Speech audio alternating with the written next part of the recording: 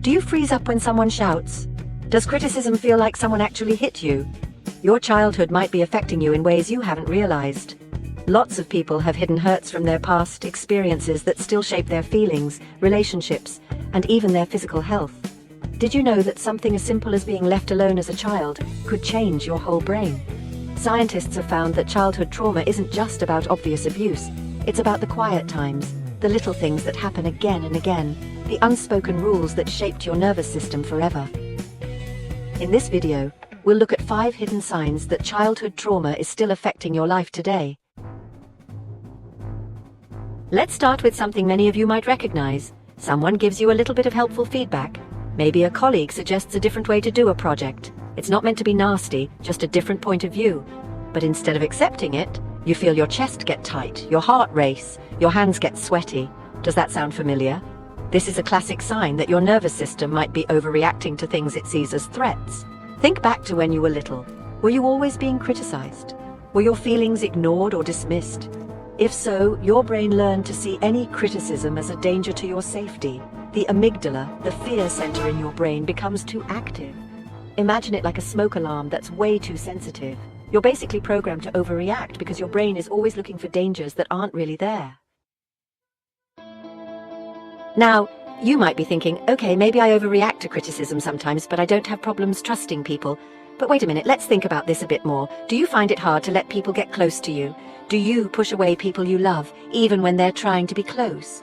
Do you struggle to believe that people mean well? These are all small signs that childhood trauma might be making it hard for you to trust.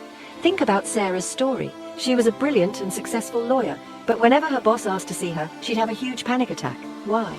On the surface, it seemed strange. Her boss wasn't mean, he wasn't even that critical. But after looking into it, we found a painful truth. Sarah's brain was repeating an old pattern from her childhood. Growing up, being called to the head teacher's office meant one thing, being told off and embarrassed for her mistakes. Her dad was very strict, and even small mistakes led to harsh criticism.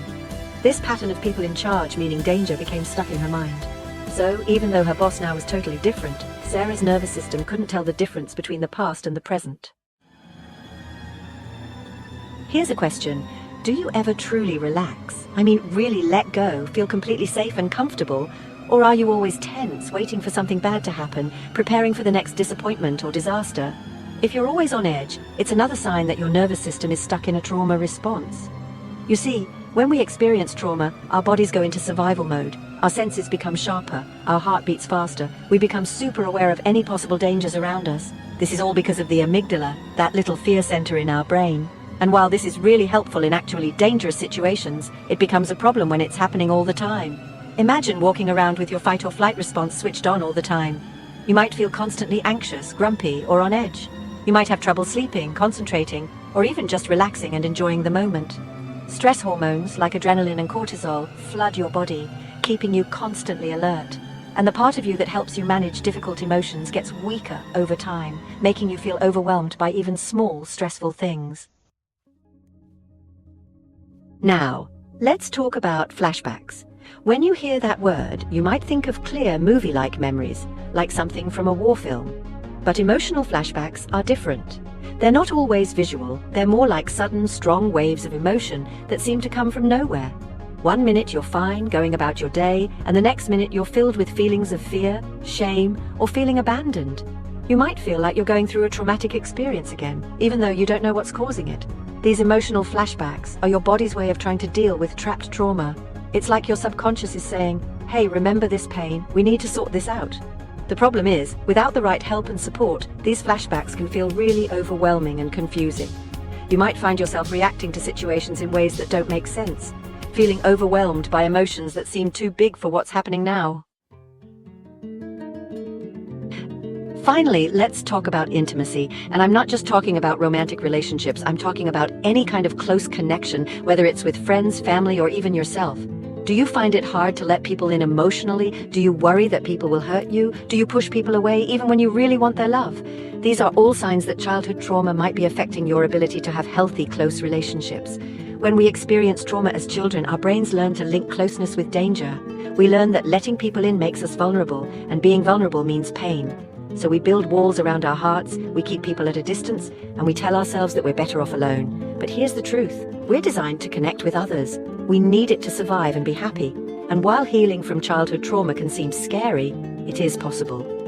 Cognitive behavioral therapy, or CBT, helps you recognize and change negative thoughts and replace them with healthier ones. Eye movement.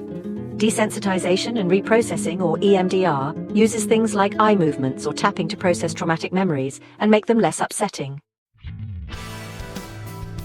Understanding your past is the first step to making your future better. In our next video, we'll look at specific ways to heal from childhood trauma, from mindfulness practices to somatic exercises to change those neural pathways. Remember, your trauma responses were once ways to survive. You're not broken, you're adapting. You learned to survive in a world that felt dangerous. Now it's time to learn new ways to feel safe, to connect, to trust, and to finally experience the love and belonging you deserve. PsyPal, where psychology meets everyday life. If this video helped you, please like and subscribe for more insights into your mind's hidden patterns.